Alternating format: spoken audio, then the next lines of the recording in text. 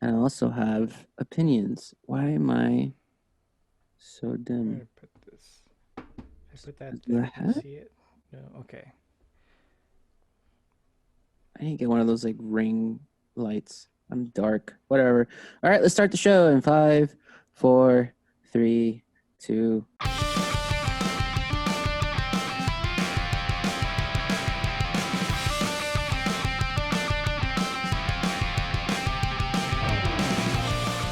Bienvenidos a Hablar con Libertad. Yo soy David B. Música, aquí con mi compañero Brian Kuniyoshi. Brian, ¿cómo estás hoy? Estoy muy bien. Muchas gracias.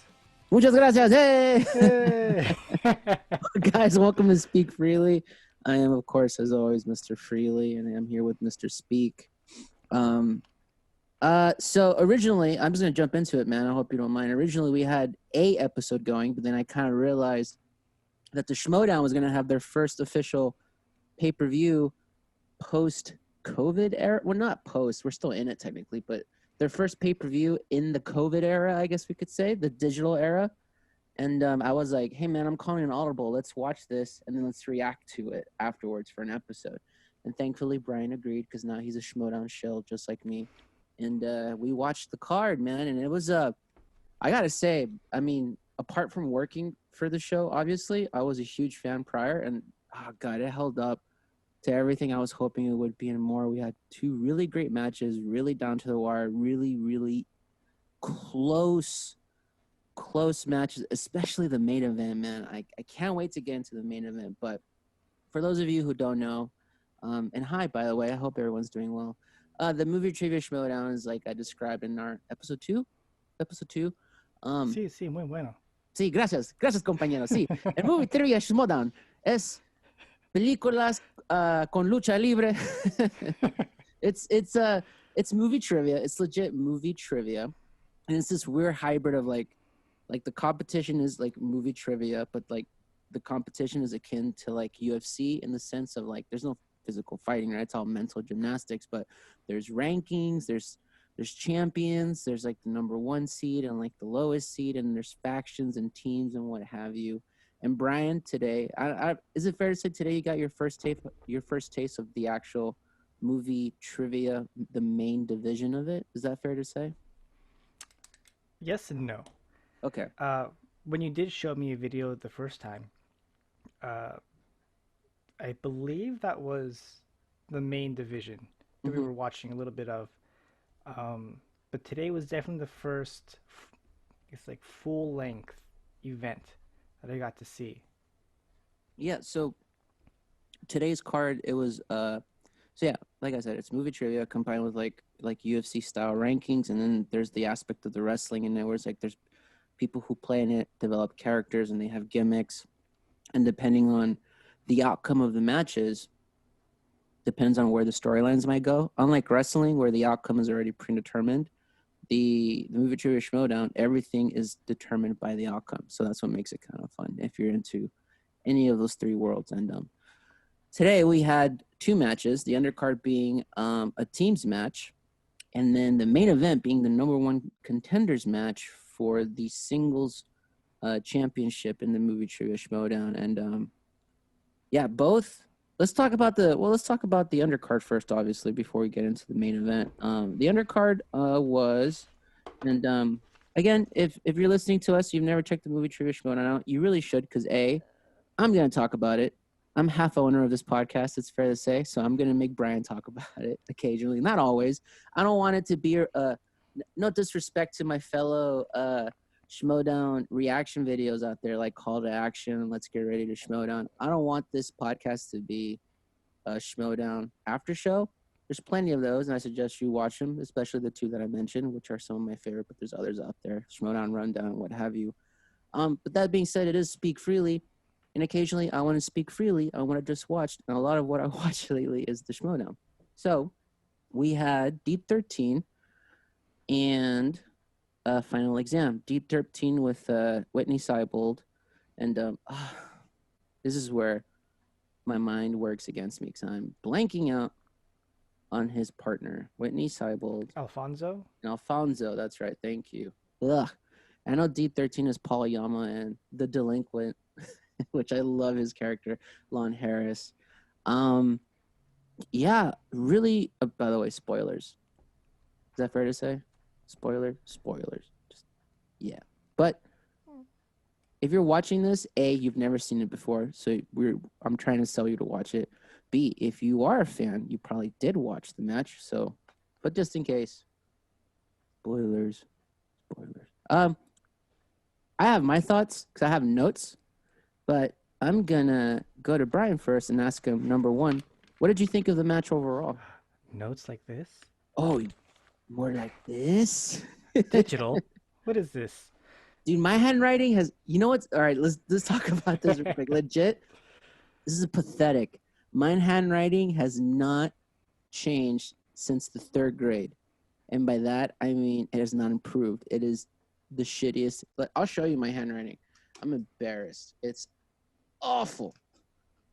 Here, I took notes because I had to get my measurements. Look at that handwriting. It's chicken shit, dude. What am I trying to write? Can you make that out? A Besides the Nintendo goat tab? goat party? Nope. That's code. Goat party. That's Goat code. party. And You are having a goat party. Got it. I have terrible handwriting. No, you got coat sizes and pant sizes and I mean, I'll write a letter for sentimental value, I guess, but good luck reading it, fuckers. All right. So, well, again, I leave the question to you. What did you think of this first match? Is this your first like teams match? Witnessing yes. teams match? Okay. Yes, that is for sure. Uh, it's my first so much that I wanted to call it doubles because the tennis side of me is coming out. The doubles match is no, it was definitely my first teams match, and it was really interesting to see um how they have to like kind of interact with each other on certain questions. Mm-hmm. And then how can I put this? So it's just for those who don't know, right? Round one is a series of questions. They get to kind of talk to each other, make sure they're on the same page, right? Round two, more or less the same thing. They pick their categories or their one category. And they get to kind of talk to each other about what they want the answer to be. Round three, when they get a series of three questions, right? 2 points, 3 points, 5 points. They kind of have to just send one person out there for the Mm-hmm. first question, right? And then the other person gets the next question. And that's where you kind of have to, I guess, do a little more strategy of like, okay, like the first one's 2 points, the second one's 3 points. Like who do you trust more to get that 3 point question, right? But Mm-hmm. also it's random categories. So you're also kind of thinking about what can possibly come up. That's right. It's the luck of the draw. And just to correct one thing, the first round they're not allowed to talk to each other. They all have to answer individually on the whiteboard.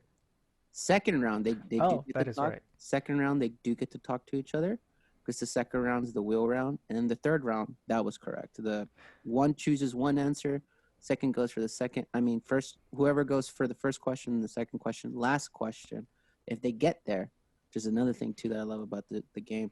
If they get to the 5 pointer, then they can talk to each other, which was also legit. One of the things I saw in the chat, and I agree too. Usually in a live event, you don't get to hear them talk because they're whispering away from the microphones because this is like a weird live hybrid setting, virtual live. You do get to hear the teams confer, which I thought was kind of an interesting kind of behind the scenes thing to see how the teams complement each other or how they'll support each other or lean on each other or confirm with each other. It was very interesting to see how both teams interacted. But yeah, keep going.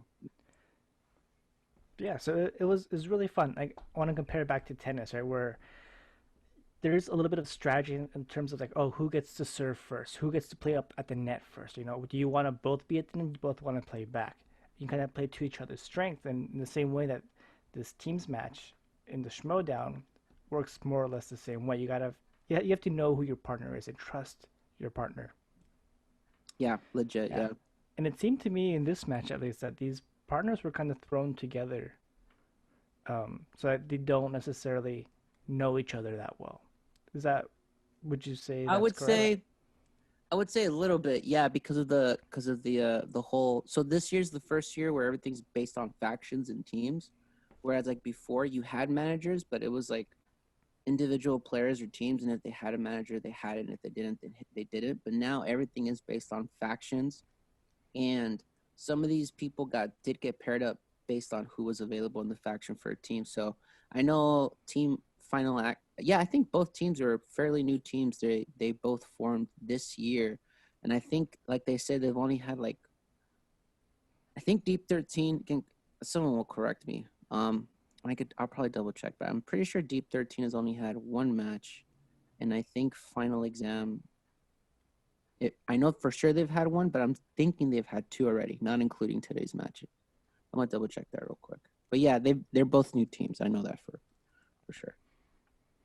Yeah, and then one of the hosts, Mark Ellis, had an interesting question at the end of the match where like, he kind of pointed out that I believe it was Final Exam, right? It was Lon Harris and Paulo Yama were very different personalities, Mm-hmm. right? And it's very diverse experience that you can pull from to answer these questions. Whereas Deep 13, on the other hand, to me it seemed like they were both kind of within the same like realm of personalities, Mm-hmm. and they both seem to have the same strengths and the same weaknesses. And so I think that's something you have to consider is what kind of team do you want to build? Mm-hmm. Yeah, I think yeah, and it's very evident in like what they spun in the second round, right? Which they spun Festival of Darlings. And Which I loved. you can kind of see how both are very knowledgeable in it, but whatever one lacks, the other one has, and vice versa. I forgot Mm-hmm. what question it was, but I remember was witnessing it. I didn't see it, and Alonso said I did, and he answered it. And then Right. there was like those questions they would just both be like, "Oh yeah, we know that's." And it's like, "Is it that?" And then he'll go, "Yep, it's that." And then they'll be like, "Final answer." So, yeah, I will say, yeah, the personalities of Paulo Yama and Lon Harris are very very different for sure. Obviously, like for anyone who knows the history of the Schmoedown, Lon Harris used to be called the professor. So he had this like gimmick where he was like a university professor and he was trying to like literally educate everybody. And then eventually he turned into a delinquent because he figured out no one wants to learn. So he's like, whatever, he doesn't care now. And then Paulo Yama, interesting enough, hit last year. He was kind of a heel. He was kind of like this very like young, brash, almost dickish kind of person. And then this season, he's become very laid back and chill. So it's like the personalities. I think a little bit there's like that chill aspect between the both of them, but for sure. But even though they maybe don't mesh well in personality, for me personally, they've proven to be a very formidable team, man. Like they're really good, and I think they complement each other in a way that is very beneficial in terms of teams competition. I think if we get into the nitty gritty of it, I think obviously both have their very, very strong suits. You know what I mean? Like obviously, like during that fifth round, that third round, we saw that 3-pointer question called to Paul, and he didn't know it. It was very clear that Lon knew it. So, but that was just the luck of like who picked which question. You know what I mean? If they would have reversed it, I'm pretty sure Paul would have known his 2-pointer, and then Harris would have won. Either way, they would have won. I feel, but it was just that luck of the draw because you don't know in that third round what you're getting. But Yeah, and then kayfabe aside, you can kind of see when like the questions got real, right? The characters kind of went out the window, and mm-hmm. they both were like, "Okay, no, we gotta focus on this question." Yeah, Yeah. and that's again that's the interesting part about having online matches like this, because usually in the studio you wouldn't hear them discuss it. You know what I'm saying? It'd Mm-hmm. just be them, and then the commentators are there to comment over the silence. But now there is no silence because we could hear the teams talk to each other, which I think was very interesting to see.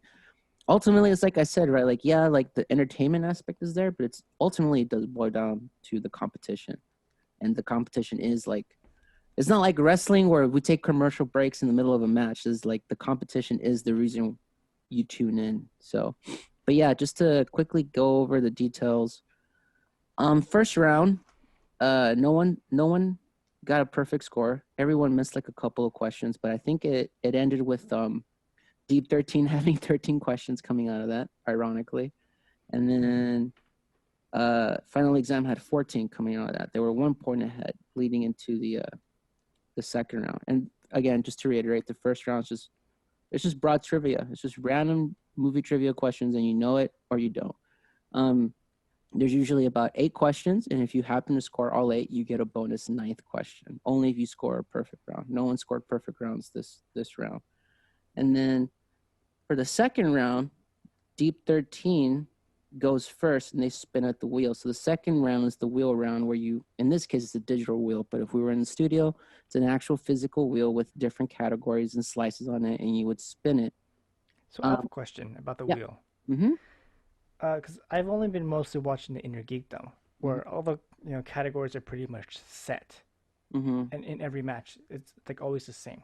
Mm-hmm. Now, watching this doubles match and the number one contenders match, I heard an interesting comment by Ethan Erwin Yep. where he The said the 2 slices, right?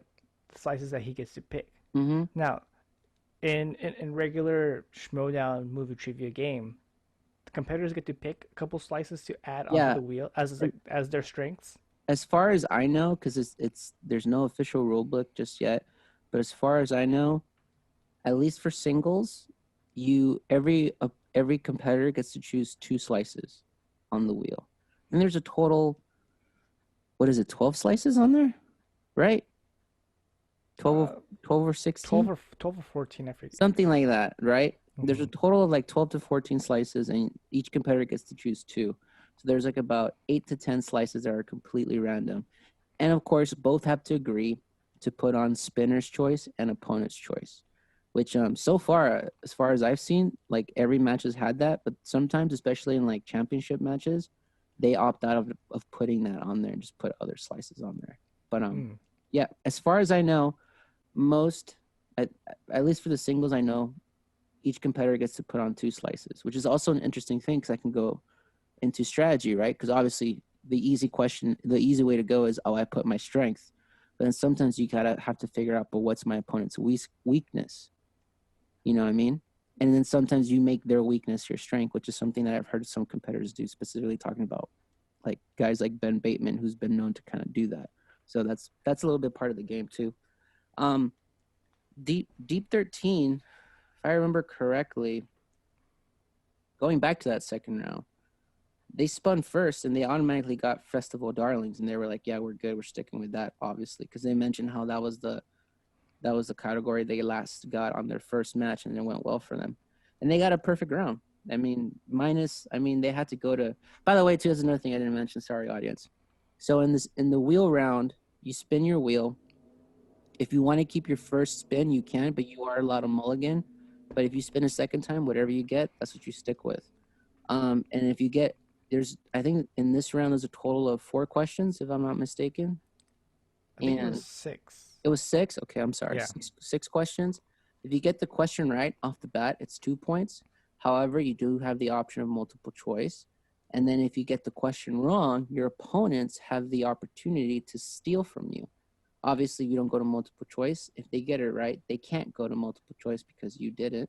So they either have to know it, or if you did go to multiple choice, then they get the multiple choice answers as well. So it makes the game a little interesting. It makes it really interesting, obviously for me. But yeah, Deep 13 gets Festival of Darlings. They score a perfect round. They only had to go to 1 question of multiple choice.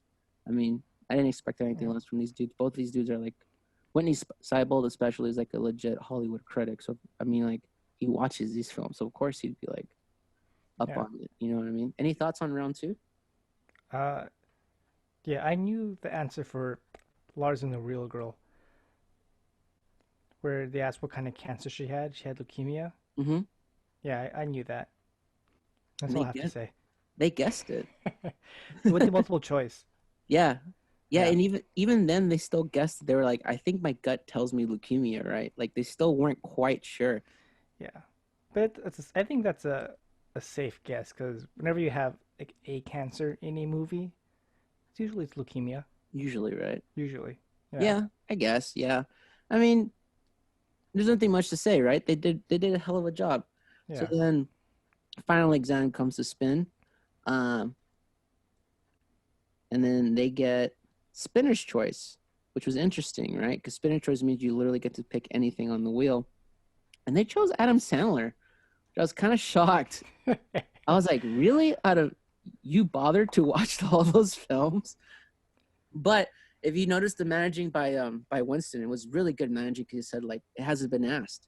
So the questions are going to be very broad questions to which for the most part they kind of were easy Adam Sandler questions, right? Yeah, I think the only one I didn't know was the director of The Cobbler. Yeah. But everything else is like very like I What don't know. color was Adam Sandler's shirt? No.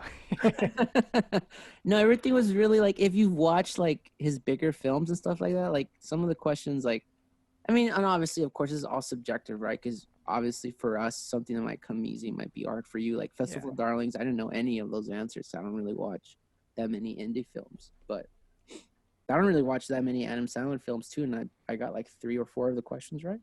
Oh, I grew up on Adam Sandler films. Everything up until Jack and Jill. That makes things a lot more clearer about Yeah. you. But surprisingly, final exam they worked perfectly. They got everything right. They didn't go to multiple choice at all. They got all questions right.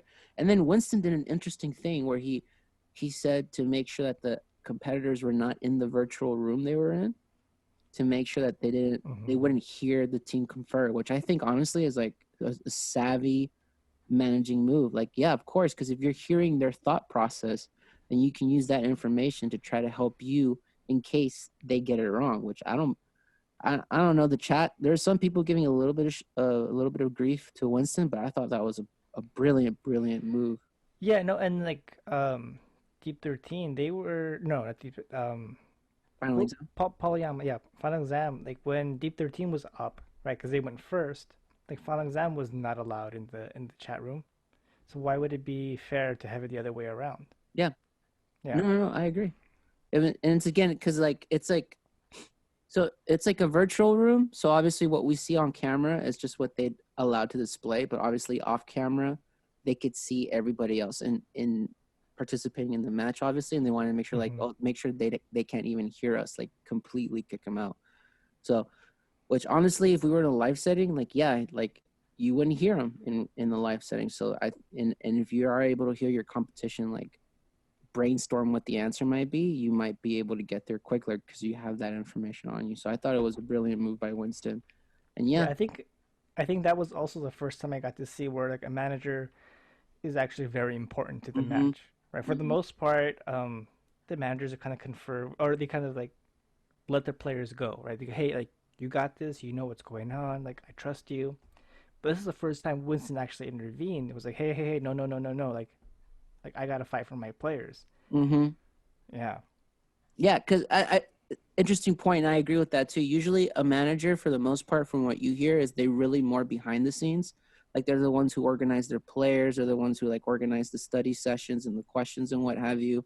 So when it's game day, there's really nothing much else you can do except just remind them of all the training that we've done. But this is like one of those rare instances where you actually see a manager go like, "Hey, wait," to kind of help their players in game. You know, not Hmm. any like prior training or what have you, but in game. And I thought it was cool, man. I don't know, I'm a shell for this shit. So, Yeah. um, yeah, I drank a lot of IPAs during this too because it was just tenth city. So we go into the famous third round, and as Brian mentioned, the third round, uh, usually each team picks a number from like 1 to 20 or 21, random numbers, and depending on the number you get, there's a series of set questions in different categories. And I can't. I should have taken better notes. So if you have them, please intervene. But I don't remember what everybody got. All I remember is who missed and who got what questions right. Do you remember what the questions were by any chance? I don't. I didn't write that down. I didn't write that down either. Like then that's why we're not a Schmoedown after show, man. we're not we're not that detailed.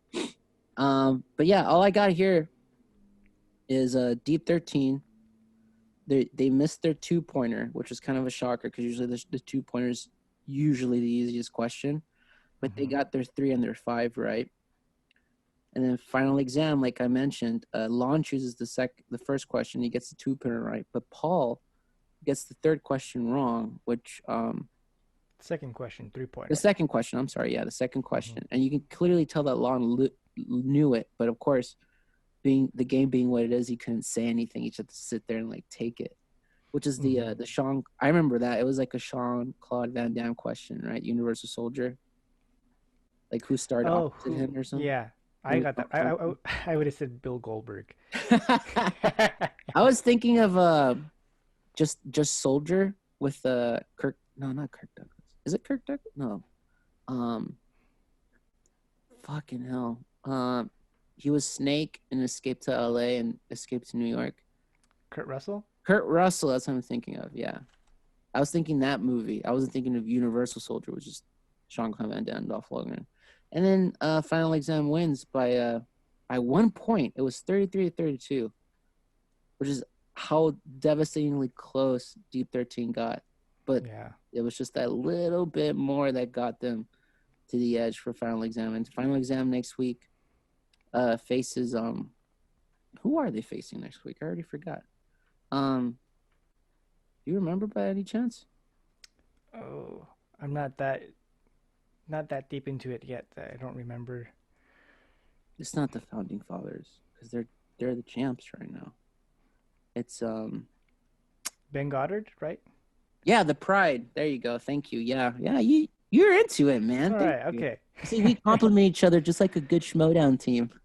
That's 2 points, right? 2 points. That's Ben 2 Goddard. points. Yeah, Got thank Goddard. Because we didn't go to multiple choice, so that's 2 points. it.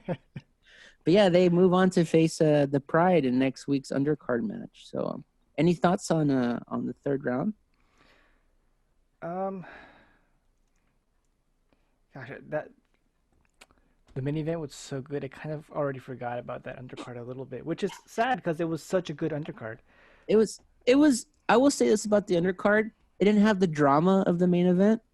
It was just a good straight up match. It was just like there was no like a little bit of a spoiler for the main event. There was no real drama. There was no challenges or no weird questioning or no. There was no issue with it. It was just straight answers, straight questions, and you had the answers or you didn't, and that was the game, right? So, Mm-hmm. kudos to both teams. I mean, Deep 13 lost grace. I mean, 33 points is nothing to fucking scoff at. You know what I mean? 32 points for Deep 13, right? Like they, any other day they would have won, but it just so happened that final exam was just like just a little bit better. Much better, yeah. So, but yeah, but man, That multiple choice, man. That's what got them. yeah, it's because it's legit. It's because they didn't go to multiple choice in round two. Obviously, they got spinner's choice, which helps, and it's also because Whitney missed that question. I feel like if Whitney would have gotten that question, it still would have been. If Whitney would have gotten his 3 points, no, they probably would have won. They might have won that one. They Yeah. might have won that one. They might have won if Whitney scored his 3-pointer. But if Lon and Paul reversed, they still would have won. Yeah. That's weird, right? It's the whole what ifs when you think about it. But ultimately, a win is a win regardless of how you win. And I'm saying that because we are going into the main event. And boy, howdy, did it live up to the fucking hype. Holy shit, dude.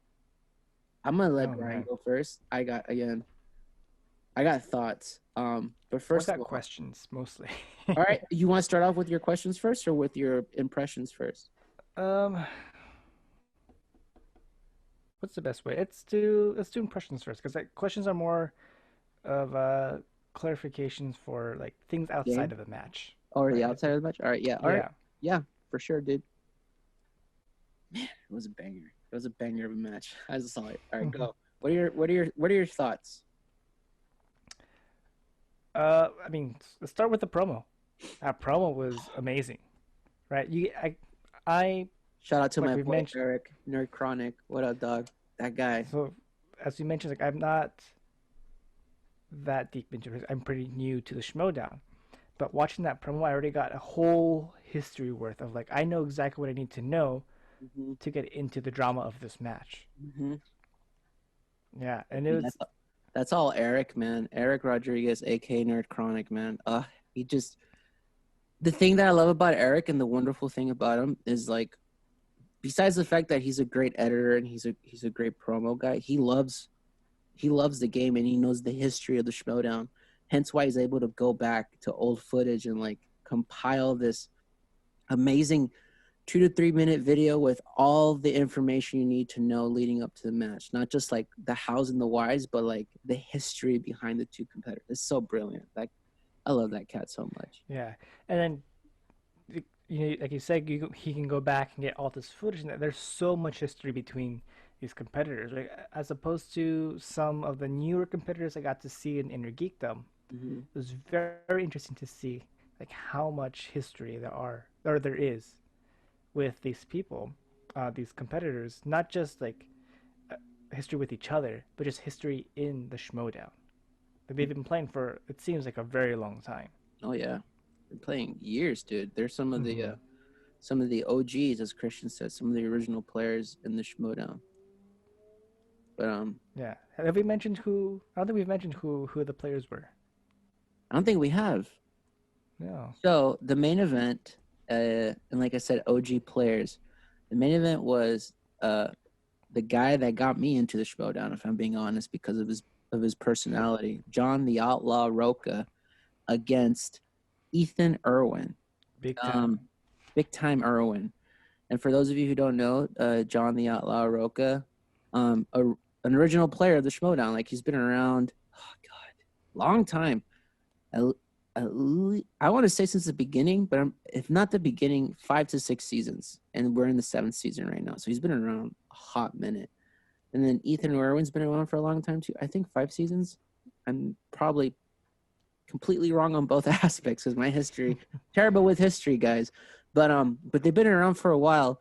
Ethan Erwin, all you have to do is do a quick little search in IMDb, and he's a legit film producer. Like he works on a I lot of movie studios. He does I a lot of. looked it up. He's got like things like the Book of Eli, and I think Sicario is one of his as well. It's just he's Mhm.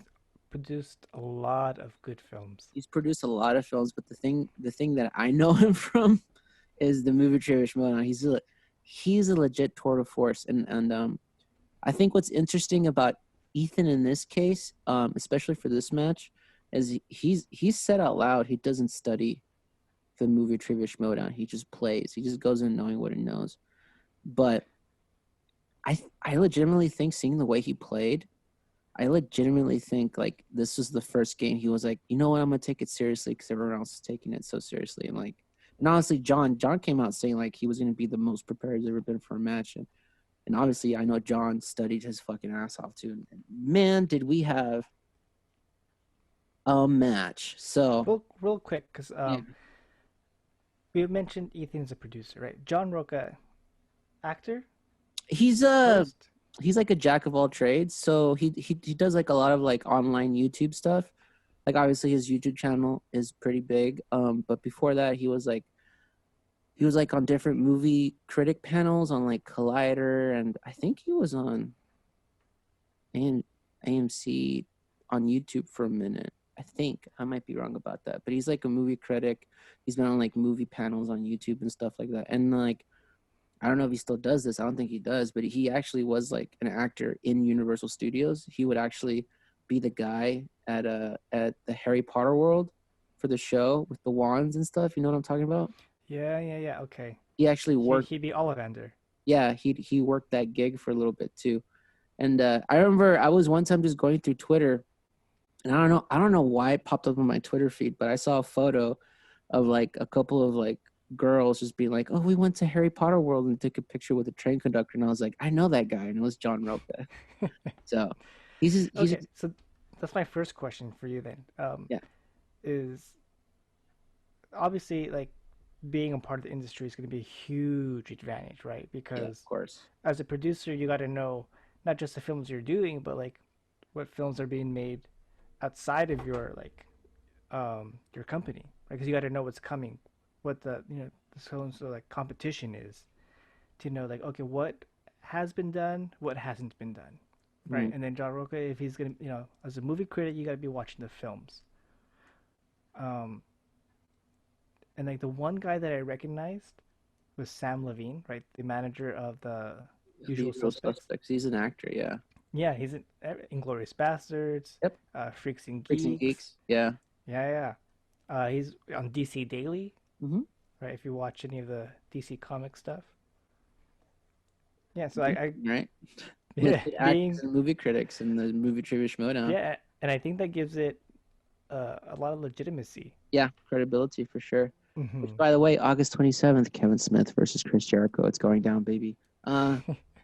Cheap plug, but yeah, it does give legitimacy to the movie trivia Schmoedown, where it's like these people who I guess have knowledge on the industry per se, or like legit movie, not just movie lovers, but they study movies and they have a vast knowledge of movie history and what have you.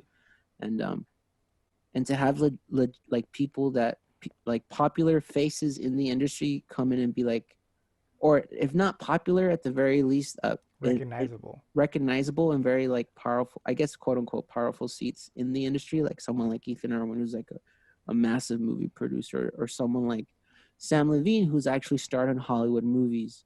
You know, it does give credibility to the movie trivia Schmoedown, and that's why I'm so excited and I keep nerding out about it. Besides the fact that, yeah, I'm not gonna. I mean, I work for it, so obviously I'm a little biased, but it's also the fact knowing that it's this thing that's growing and people still don't know about it, but it's like this really huge thing about movies outside of movies, in my opinion. So, but yeah, let's go into that first round. Neither guy got a perfect round, surprisingly, but they both scored the same, right? They both scored Yeah. 7 going in.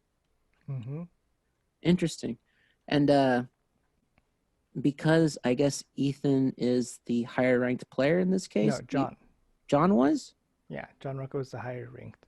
Oh, so he deferred to Ethan. I didn't catch that. Hmm. Yeah. Okay, okay. So he defers to Ethan. So Ethan spins first, and he gets spinner's choice, a second spinner's choice. That fucking wheel, dude. It just makes or breaks you, dude. And he chooses, surprisingly, again, Catherine Bigelow, dude. Yeah, and so that's when he mentioned that it's one of the slices that he picked to put on the wheel, Mm-hmm. and he picked Catherine Bigelow, which I can only name one Catherine Bigelow movie like off the top Zero of my Dark head. 30. Oh, I was saying Hurt Locker. See, I Oh, didn't even know she did Zero Dark 30. did she? I might be wrong, dude. But she did do Hurt No, Locker. she did. I'm gonna He look got a her up. question. No, he got a question on Dark 30. I'm pretty sure, yeah. But it's just, which makes me think two things, right? Ethan Erwin being the producer he is. I'm like, are you working with her right now? Is that why you decided to put that on there? Like, but Gotta put yeah, her name I, out I was there. right. Zero Dark 30 and Hurt Locker, because she won the Oscar for Zero Dark 30, if I'm not mistaken, as She won director. for Hurt Locker also. Did she really? First, I think. Yeah, I think she beat out James Cameron She didn't win for both, and she won for one or the other. for Hurt Locker. For her, you're probably right. I'm trusting you because my trivia is dog doo doo. Um, so he spins Catherine Bigelow in a perfect round two, right? Except, I mean, not except, That but first question. that first question. Let's talk about it, because we got the first challenge of the only challenge of the night. Yeah. Um, Mark Ellis asks a question like something about the Detroit riots when they took Hmm. place, and In the film Detroit, what yes, year where was the did the film what year take did it place? take place basically? Yeah, What decade? yeah, and Where Ethan did Irwin mm-hmm. answers 60s. Final answer, right? And Mm-hmm. then the announcer who gave the question says, I'm going to assume you meant 1960s.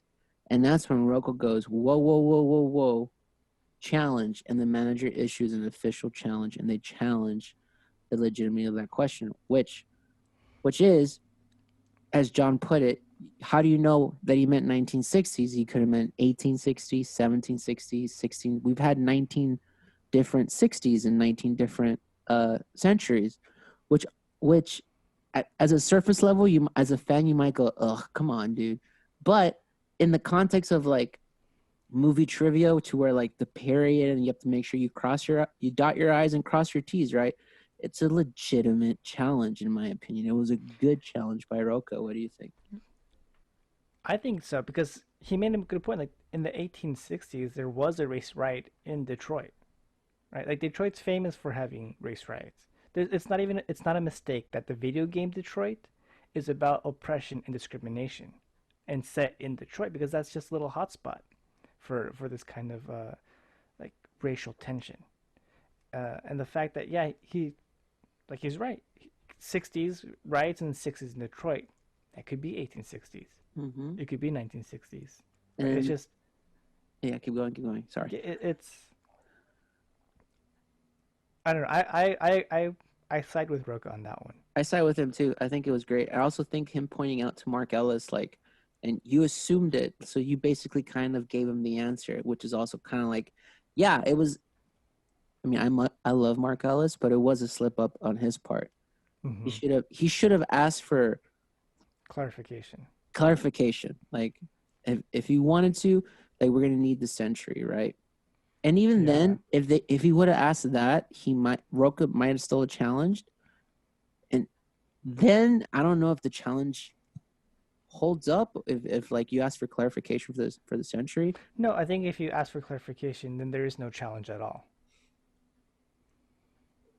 I don't know. I feel like if I'm giving you the question, right, and you go 60s and I tell you we need the century, well, maybe, right? There could be an argument for either or, right? Because it's like me kind of edging you on to find the right answer. You know what I mean? Like, oh, we need to be more specific. You know what I mean? Like don't just say that because that'll be wrong. You know what I'm saying? It's like a little bit of like a hint almost. No, I think even in Jeopardy they ask for some clarification on some answers. Yeah. No, I'm just saying like there could be an argument there. Will the Mm, challenge uphold? I don't think so. no.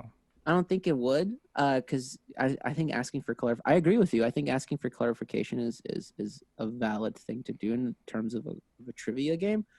But I think you could make an argument for a challenge. That being said, John's challenge here was perfect. I think what the judges decided was a good compromise. Like just ask him a different question. That question is null and void. I think Roca still being salty about that. That to me, I feel and they might chalk it up to like he's just being in character or what have you, but I think that legitimately rattled Roca, and from that point on, it was more of Roca fighting himself. Does that make sense? Because Yeah. up until this point, like the history, right? He hasn't beaten. Erwin has his number. He has not beaten Erwin up to this point. So I think like that challenge, even though it went in his favor, it didn't go the way he would have liked it to, because he wanted to have that 2 point lead, obviously, right? Him missing a question. Um, I think maybe he got into his own head a little bit for that. What do you think? I think so too. I think it was a good compromise, right? And it's probably the right thing to do, but Yep. for Roca, it's like he needs every little point he can get, Yeah. you know, and I don't blame him. Like you need Oh yeah. whatever edge you can pull out. Yeah. It's not a slight against Roca. Like you're facing Ethan Erwin, dude. Like if you give that cat a lead, he's gonna take that lead and go all the way with it. You know what I mean? You want to make sure Mm-hmm. you're either right with him or you're ahead of him. You don't want to be behind him. I No. personally don't think. So it was a good challenge. I think it was a fair compromise asking him a different questions and starting that round of questions. And then obviously after Because that, it's the host who messed it up. yeah, and that's debatable too. I think the part where Ellis messed up is he should have asked for clarification. He shouldn't just assumed he meant 1960s. I think, Mm-hmm. but Ellis, oh, God bless him, he owned up to that mistake too, and they just decided we're gonna ask a different question, which I also think was fair. Like, okay, Yeah. that's fine. It's just null and void. We get a different question. Um, and then after that, Ethan just off to the races, got a perfect round two, just Yeah. perfect round twos. This event is what I noticed. Everyone's getting perfect round twos. I don't think, except for the one multiple choice question in the first game, Mm-hmm. My everyone dignity. everyone just pretty much went perfect rounds. And then I love that Ethan had that little dig of like in the next question, not only saying the right answer but telling them like the year the movie came out and what have you. Yeah. Any And then thoughts on? he got that question about you know, Zero Dark Thirty is about capturing who, right? He said the Osama bin Laden. Just so there's no miscommunication Yeah, about who he meant. yeah.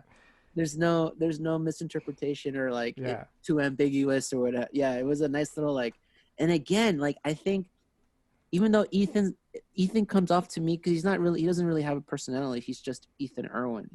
Hmm. They gave him big time because of the producer credits and Big whatnot. time producer. Yeah, but really, if you watch him play, he doesn't do mind games. He doesn't do like the promo stuff. He's just a dude who's who's playing the game. But I think and that's what I mean by I feel like this time around for Ethan, he did study a little bit, and like I really think that's Sam Levine's managing, being like, hey man, the game has changed. We really got to dig deep and make sure that you're at least well versed in what you know, and be prepared for what you don't know. And it was just yeah, I don't know, man. He played wonderfully that second round. So moving on, now it's Roka's turn.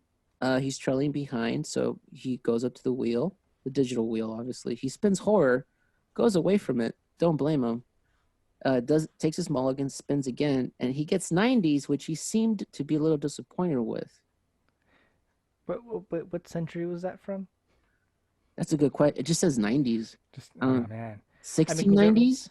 there were films in the 1890s, so Exactly. Yeah, again, I mean, and again, everyone kind of points that out during the match, yeah. but Which anyway, I think might have also riled Rogue up a little bit I think so too. to be Yeah, reminded of it. yeah. Yeah.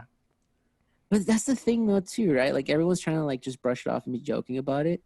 That I think because you got the challenge, like the challenge was accepted, and you get to keep your challenge point. It's just the question thing, right? Like Hmm. he let that get to him, in my opinion. That's my opinion. He might say otherwise, but that's the way it comes off on the broadcast was he let that get to him. Not so Hmm. much that the question, that the challenge itself, but the outcome of said challenge he did not agree with. But regardless, even though it did feel like Roka was rattled, spun 90s, got a perfect round two, even game. Both men 15 points going into round three. Any thoughts on Roka's round two? Um, no, just yeah. Even though he might have not liked the outcome of the challenge, he might have been a little bit riled up. Like he was still able to like stay composed, and that shows like that veteran presence of like, okay, let me focus on these questions, right? Yeah, Because I've seen other matches where, let's say for example, like Ben Goddard, right? He missed a question. He got distracted by Mark Ellis, and the rest of the match he was off his game, mm-hmm. right? Not the same with John Rocha. He stayed in it. Stayed in it. I agree. That's the Hmm. shine. Even though he seemed physically rattled, in terms of mentally rattled, he was still there. Yeah. He was playing the game. I totally agree with that. Yeah. So both men go into the third round, and correct me if I'm wrong, but did he defer? No, John had to choose first, John chose first. Yeah. and then Ethan chose his three questions. And once again, both men going back and forth. Roca answers his two. Uh, Ethan answers his two.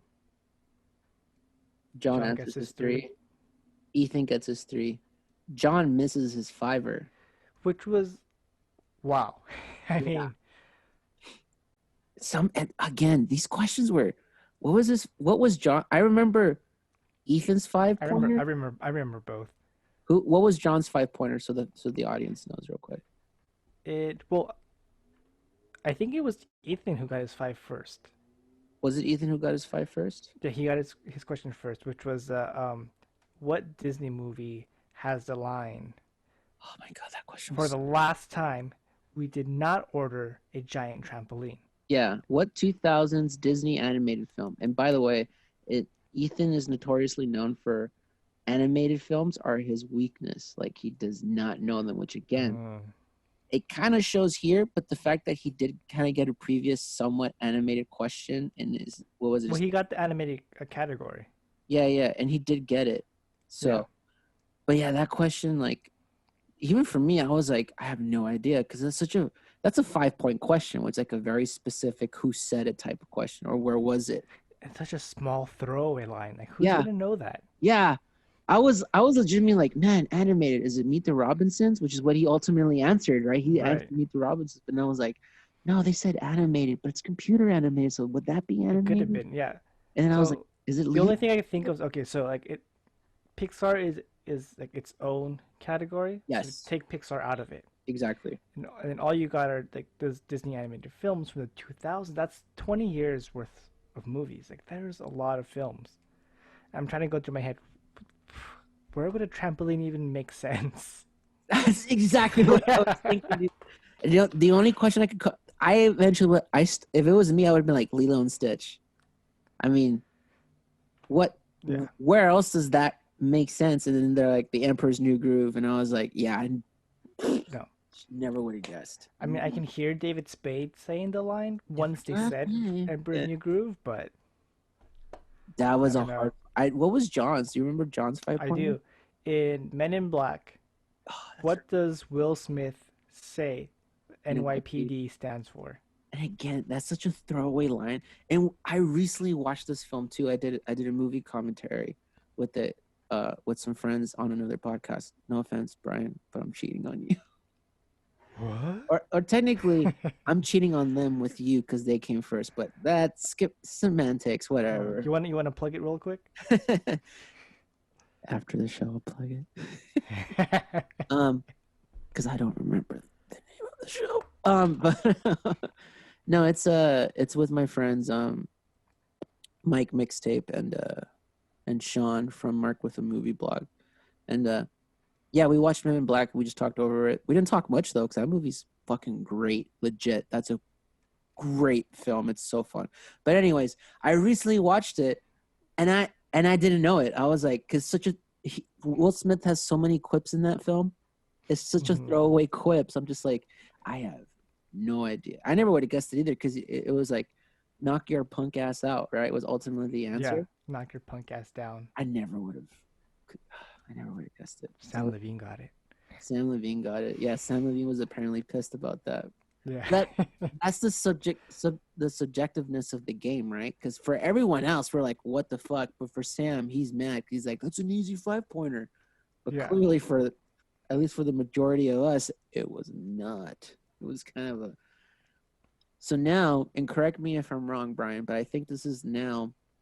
Oh, I took off the light in the back. Is this your first sudden death? Oh yeah, very first sudden death. So we go into sudden death. Both men are even with 20 and 20. So we go into sudden death. Now, the way sudden death works is after the normal play of game, it's still even, right? Both men have the same amount of points. We go into kind of like a round one again, which is broad answers. But the first person to miss a question loses the game. Sudden death. You ask as many questions until somebody gets it wrong. Man, this is exciting, dude. I haven't had a sudden death in a long time. Um, both men going back and forth. It's ultimately the last question I remember. But real quick, does anything else besides that last question stick out to you from sudden death? Um, no, like, the first couple questions were pretty straightforward. Mm-hmm. Just ask a question, they write it down. There you go. Oh, I will say though, I think it was so the penultimate question, right? I forget what the question was exactly, but John Rocha uses his JTE rule, which he Mm-hmm. only gets one of Mm-hmm. during sudden death. Mm-hmm. And I feel like he was using that as kind of a mind game Interesting.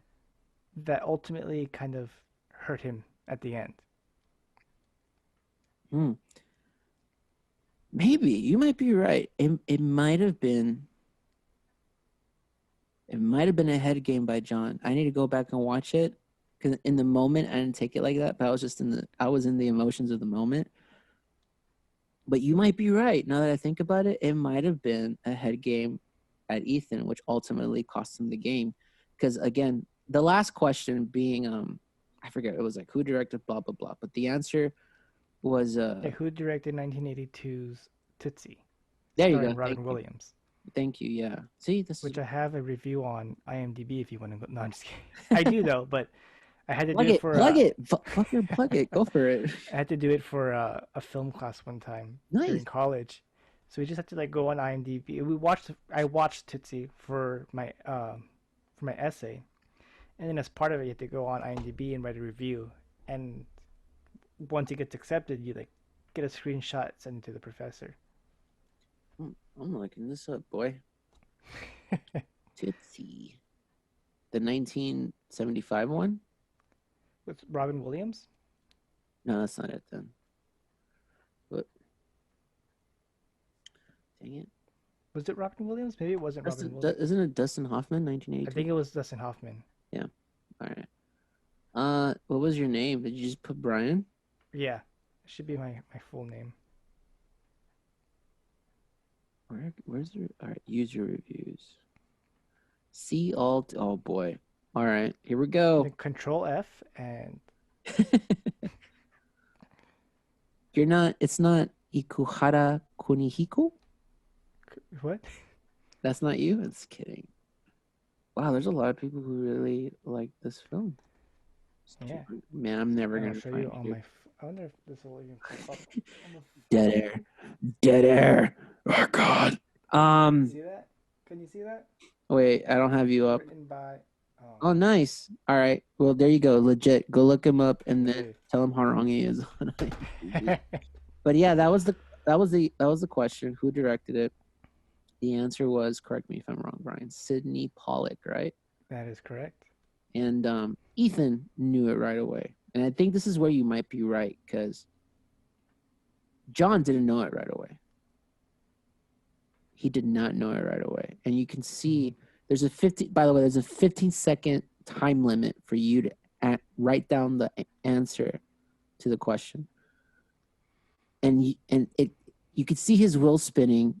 He doesn't know it. There's like about 4 or 3 seconds left, and it finally clicks in his head, but he's not able to write it fully. So of course they ask John, what was it? And John says, it's Sidney Pollack. I know it's Sidney Pollack, but I couldn't write it. You can kind of make out, in my opinion, honestly, legit, you can kind of make out the Pollack, but Sidney just looked like sod. Like, yeah, no, you could see Pollack. Yeah, you could see clearly Pollack, but not Sidney. And ultimately, because it's illegible compared, and Ethan did write it down and say it, Ethan Erwin won, and he advances to face the champion of the Schmoedown, Dan Murrell. And man, first of all, impressions of the overall, yeah, right. But real quick, impressions from you, my dude. Overall, what do you think of the match? I kind of hate to see that kind of like that level of like match end in a technicality. Kind of sucks because I would have watched them keep going. 7, 8, 10 questions in sudden death. Like I could have kept going. But it was fun. It's exciting. I was way into it. I'll say for the undercard, like I was into it, but I was a little distracted also, right? So like it didn't hold my attention as much for the main event. Oh man, like I was 100% focusing on the whole thing. And it's like you said, right? It's because the undercard, not to take anything away from the teams, they both played excellently. No, it was still fun. Like I still loved watching it. But the main event, the reason the main event was the main event, not just the number one contenders match is obviously a big part of it, but what really makes it a main event is that history of how many times these guys have faced each other over the years, and like the way Eric painted in that promo, like this was like a must win for John to kind of prove himself against Ethan. And yeah, I agree, man. It was such a great match, and for it to end the way it did is it's the game. Anticlimactic. Yeah, but that's the game, man. Like that's the fucking game, man. Technicalities. That's how sometimes that's how sometimes you win championships, unfortunately. Besides cheating. #Astros. Go Astros, though. I'm still an Astros fan. But Patriots and the Red Sox and the Yankees, but they don't want to admit it. But whatever. Yeah, there's footage of that too. Yeah, but the point is, sometimes competitors win on technicality, right? It's like boxing almost, or UFC. Again, the UFC aspect. Sometimes you go all the rounds and you just win by judge points or a technicality, right? Which is subjective. Yeah, exactly. And again, in this case, it is a little bit subjective because how if it was me being a judge, I would have gave John the point because he wrote Pollock and he knew the answer. He knew the answer. He said it. It's Sidney Yeah. Pollock. I just didn't write down Sidney, but you can So, make up Pollock. And question: yes, if Ethan went first and he said Sidney Pollock and showed his response, right? And then you asked John Rocha, no, you don't give it to him. No, because again, there's precedent of. precedent. I can't. No hablo inglés. Hola, bienvenidos al hablar con Ah, libertad. ay, presidente. But you know what I mean? Like that's happened before in the Schmoedown, where someone answered first, and then a second person answered it, and it was kind of like you can clearly tell they didn't know it, and then a challenge happened, and there's a whole other fucking thing. But it's again, it's the fact. Again, I would have given John the point because John answered first. He did manage to write Pollock. He didn't write Sydney. Okay, fine, but he did manage to write Pollock, and he clearly knew the answer because he said Sydney Pollock. Now, if I do give it to him, and then Ethan decides to challenge, which I think He they're had his allowed to. challenge. I think they're Yeah, still they allowed have to one challenge. challenge. Yeah, then maybe that's where it gets a little tricky. But in game, me personally, right? I would have given John the point. I would have let the two keep going. Personally, I understand Christian and Ellis and the judge's ultimate decision of why, and I get it. I'm not sure if I agree with it, but that's just because when you have a match of this caliber, you don't want it to end in technicality. You just kind of want it to be a fucking all-out brawl. Whoever wins, wins. You know what I mean? Just purely based on knowledge, not based on like, can you kind of read the squiggles or not? But that's just me.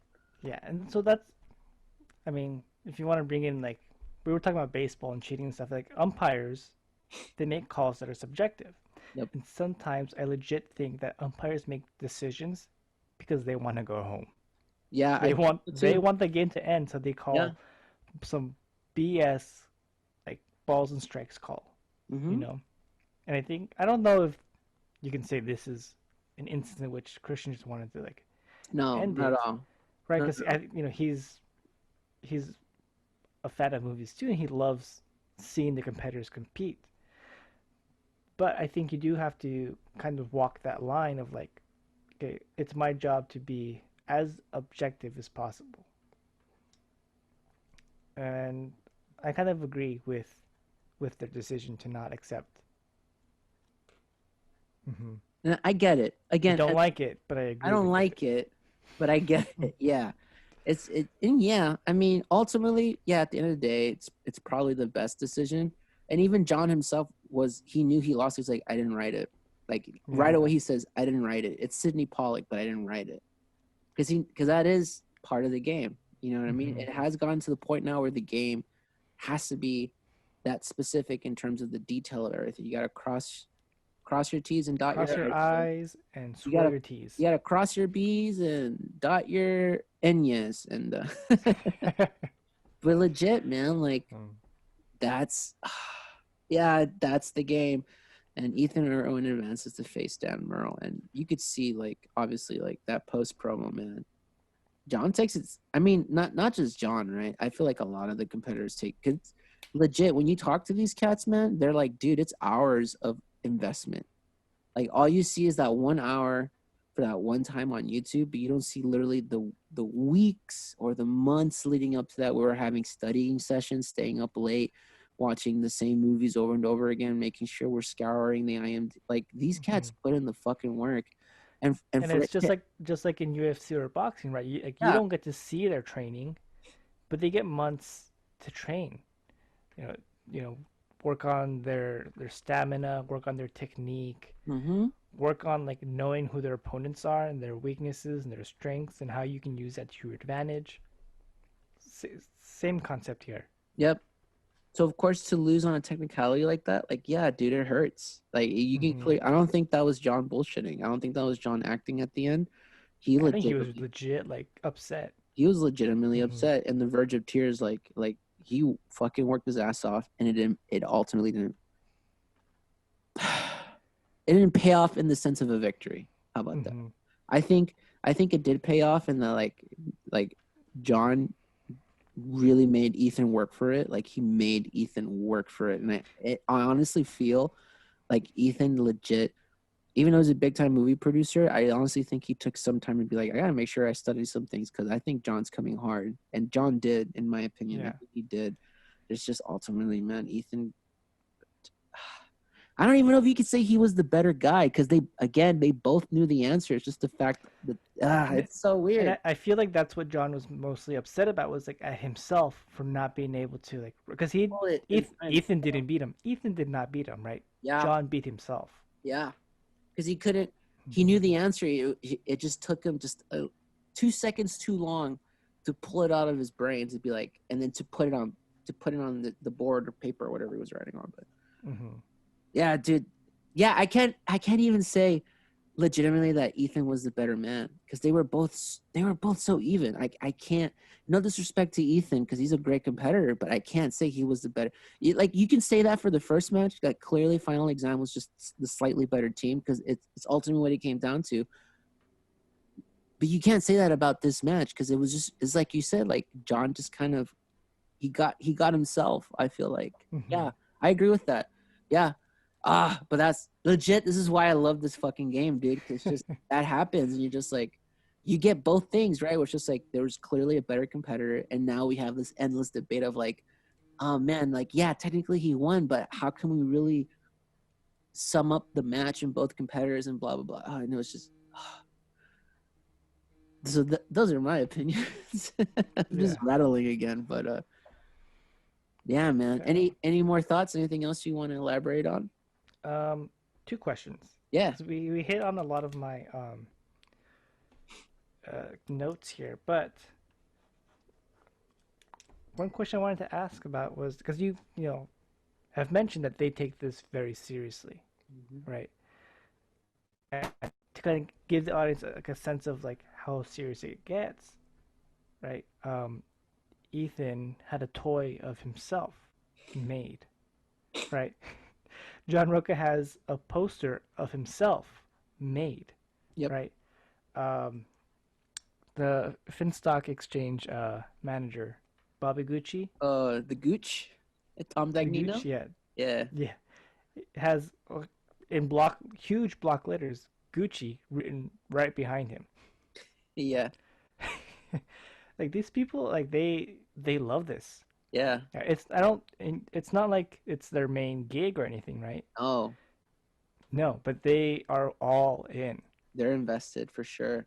It's Yeah. the same. It's the same mentality, and that's what I appreciate about people who work for this company. It's the same mentality I had, where they see the potential of this game, the potential of like what it can reach, and they're like, well, we want to be a part of this because we know if we work our asses off and hopefully this thing goes big, we can make it big with it. You know what I mean? Like Hmm. it has. I honestly think this has the potential to be like a legitimate sport and to be on like ESPN or like some big The network. esports.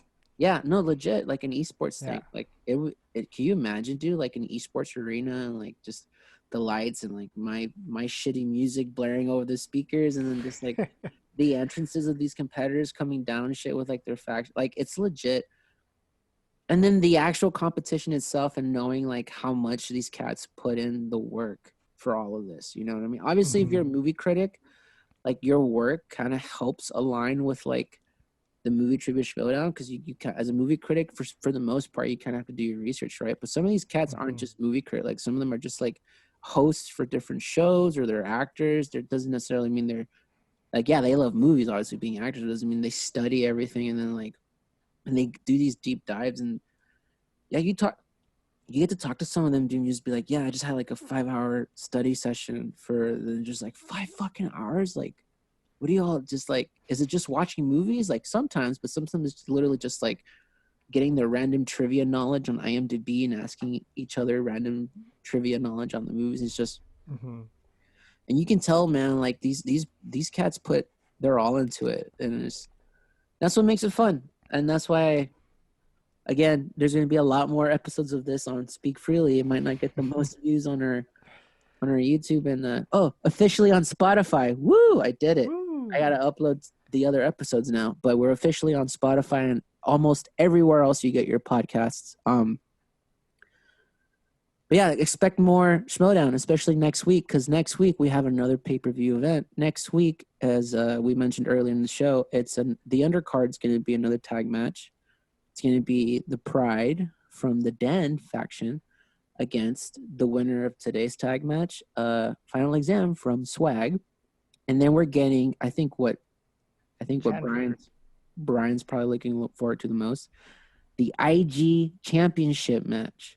Mm-hmm. Number one contender Chandru against the Smasher Kevin Smets, the inner geekdom champion. And man, I'm looking forward to that because it should be a banger. Upsets have happened, but it should be a banger. So we'll see what happens next week. And it's a title Yeah. match too. So now the game's a little bit different. It's 5 rounds compared to 3. So Yeah, I'm excited because right now for me, right, Kevin Smets, he's kind of like the kingpin in the first couple episodes of Daredevil. that's a Like I've great heard way to his put name. it. I've heard his name. I don't know who he is. That's Right. so great.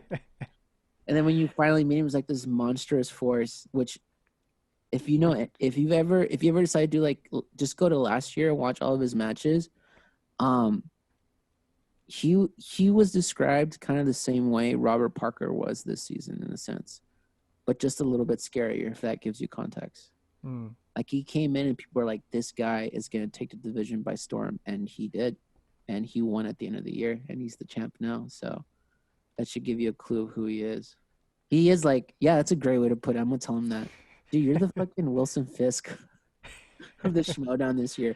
Everyone knows your name, but nobody knows who you are. Yeah. That's You hear you hear people talk about him, and then it's the special. way they talk about him is what gives you an idea of like, whoa, this guy he's scary. Yeah. You know? I'm gonna fucking clip this out and say, yo, Kevin, look what my friend said about you. Just be happy, dude. Yeah, dude. But legitimately, he's a scary, scary competitor in IG for sure. He really is. Yeah. Okay, last question, real Yeah, quick. yeah, Because they got to talk to Dan Murrell at the end, and yeah. Dan made a little comment about a controversy. He said, not the challenge, but a controversy backstage or something, whatever. Uh-huh. You any idea what that could be? No idea, because I'm never backstage for those matches. I'm a fan watching with everybody else in that YouTube chat. Um, I think maybe the thing I can lean towards is the controversy being the ultimate judge's decision. Maybe not the challenge itself, but the outcome of said challenge by the judges. Maybe, or for me, the last question in sudden death. Maybe, but I don't know. I legit don't know. I'm just speculating at this point. Okay, because I was thinking that maybe what what Molly Damon said in the chat room Ooh, what did she say? I is didn't get that. that John Rocha's looking at somebody off screen. Oh, yeah, that might be it too. Which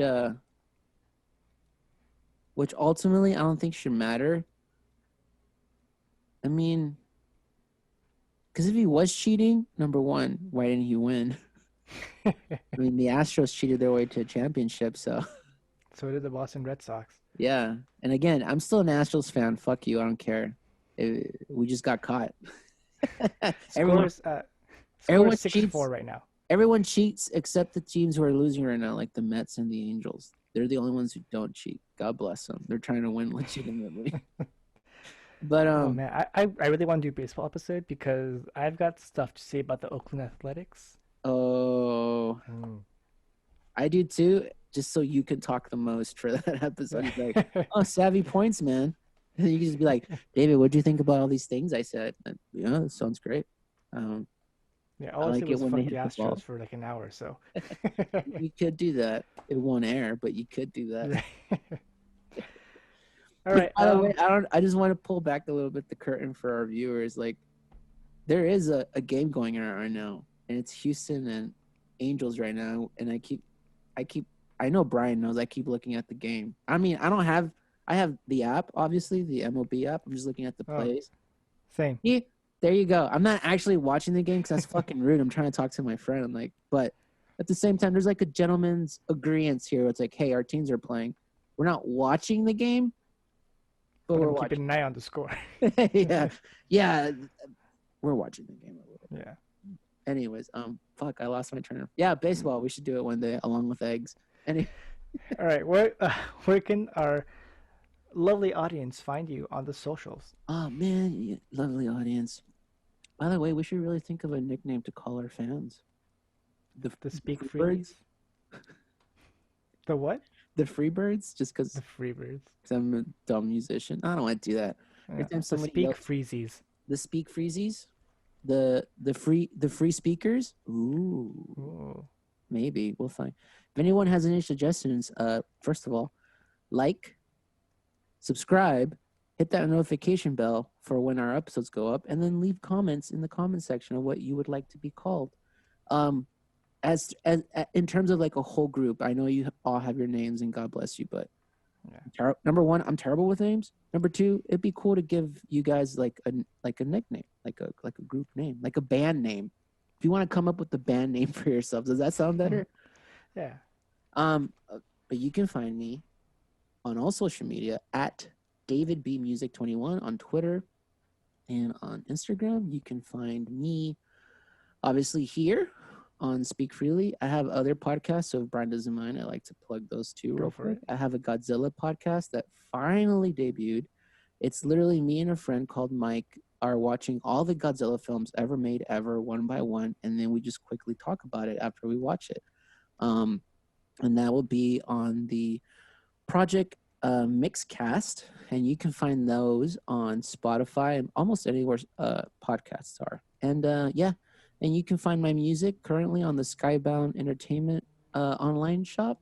You just type in Schmoedown and my tracks should pop up. So please support the show by buying some of those tracks. And They are legit awesome, by the way. Thank you. And I'm not just saying that because you're my friend, but I mean, some of those tracks are actually headbangers. I love it. I want to say this too. Deep 13, they debuted that Deep 13 track I wrote. That little game show track. So did Chance during the IG. Chance was finals. another new one I did for him too. That's right. And then Usual Suspects, I did that too. I just wish Christian told me he would have used it because I just sent him a demo. I didn't know I was gonna use it, but it is what it is. And yeah, Brian, where could people find you? On Twitter and Instagram at Kuno_stars. Awesome. And of course, you can find our podcast, Speak Freely Pod, on YouTube. If you're watching this on YouTube, again, please like, comment, subscribe. You can find us on Spotify, Speak Freely Pod. It's a little hard to find, unfortunately, because we're so new. And for whatever reason, Spotify puts us below other podcasts that don't have the same freaking name, Spotify. But if you follow us on our Twitter and Instagram, also Speak Freely Pod, both on Twitter and Instagram, all our links for our YouTube and the hyperlink for all the podcasts used by Anchor is also on our Twitter and on our Instagram. So please go check those out. And if you do happen to find us on Spotify, give us a follow. That helps us to kind of get up on the algorithm. That's right. Yep. Give us a follow, like, comment, 5-star us, please, or 1-star us. Either way, if you're engaged for some reason, that still ranks us up. I don't know how that works. It just works, apparently. So please do that. And by the way, I want to end this with just letting Brian know, because I know he just saw. Astros has got up 8-4. Good night, everybody.